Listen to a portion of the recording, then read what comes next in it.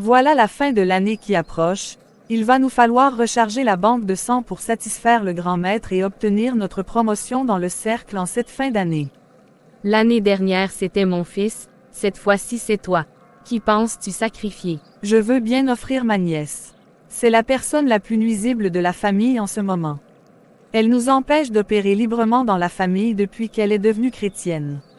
Il nous faut la neutraliser, elle doit mourir. Ok, je vois, mais je te conseille de faire attention. Lorsque tu t'attaques à un chrétien, tu prends le risque de mourir parce qu'ils ne se laisseront pas faire.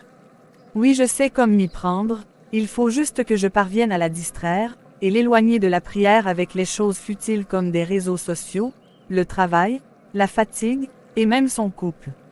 Dans ce cas, je te conseille de jeûner et faire des offrandes puissantes, pour donner de la force aux esprits que tu vas missionner pour cela. Ne t'en fais pas. Tu sais bien que tu n'as pas le droit à l'échec. Si tu échoues, le maître te tuera, alors donne le meilleur de toi. Chérie, depuis un certain temps tu passes beaucoup de temps à regarder les séries sur ton téléphone, ou soit tu es sur les réseaux. Tu n'es même pas allée à l'église depuis 2 dimanches. Il se passe quoi? Rien maman, tout va bien, c'est juste que ces derniers temps je ne suis pas vraiment motivée, pour aller à l'église et pour prier. Mais c'est assez inhabituel, ça ne te ressemble pas. Y a-t-il quelque chose de nouveau dans ta vie?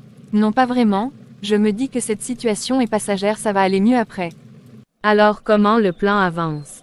Très bien même, elle est de moins en moins disposée à la prière. Et là j'ai commencé à agir. Mon plan est de lui faire un accident de circulation, lorsqu'elle sera sur le point d'aller au travail, et je pense passer à l'action dès demain. Parfait, tu assures.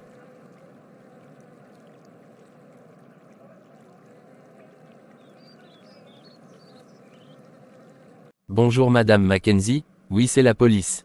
Nous vous appelons pour vous informer que votre fille a fait un accident, et nous l'emmenons actuellement à l'hôpital du Nord. Elle est en vie mais est blessée. Oh mon Dieu, je prends la route tout de suite. Alors as-tu réussi à la voir? Elle a fait l'accident mais son Dieu a empêché le pire, il a envoyé des anges pour la protéger. Elle est en vie. Ce n'est pas une bonne nouvelle pour toi ma chère, tu dois faire quelque chose. Je dois tenter le tout pour le tout. Tu n'as pas le choix. Ma fille, tu n'as rien de grave. J'ai vraiment eu très peur. Comment cet accident est-il arrivé? Je n'ai aucune idée, je conduisais et puis tout d'un coup il y a eu le choc avec l'autre véhicule. Je ne sais pas comment c'est arrivé. Dieu merci que tu sois en vie. Maman, j'ai fait un rêve dans lequel des esprits méchants me poursuivaient. Ces derniers temps mes nuits étaient vraiment agitées mais je n'ai pas vraiment prêté attention. J'étais complètement distraite, et Dieu a essayé de me parler mais je n'ai pas écouté et je crois que cet accident ne serait pas arrivé si je m'étais impliquée dans la prière. Ma fille, tu sais, à la fin d'année, il y a beaucoup de sacrifices qui sont faits dans la sorcellerie. C'est pourquoi nous devons intensifier nos prières et rester vigilants. En effet, la parole de Dieu nous demande de veiller et prier car le diable rôde comme un lion rugissant cherchant qui il va dévorer. Et de plus, en fin d'année, nous devons vraiment intensifier notre vie de prière pour nous et nos familles. Je vais me repentir et m'engager à nouveau pleinement dans la prière.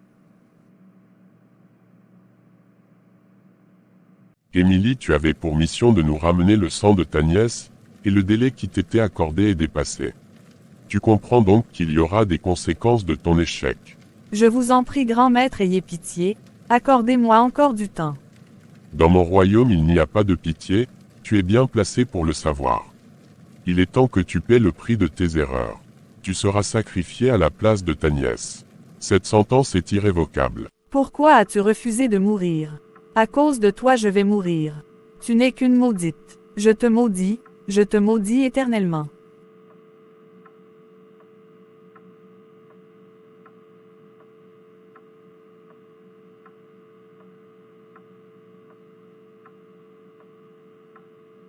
À tous les frères sœurs chrétiens, je vous appelle à la prière en cette fin d'année. Dieu dit dans sa parole Ézéchiel 22 verset 30, je cherche parmi eux un homme qui élève un mur, qui se tienne à la brèche devant moi en faveur du pays, afin que je ne le détruise pas, mais je n'en trouve point.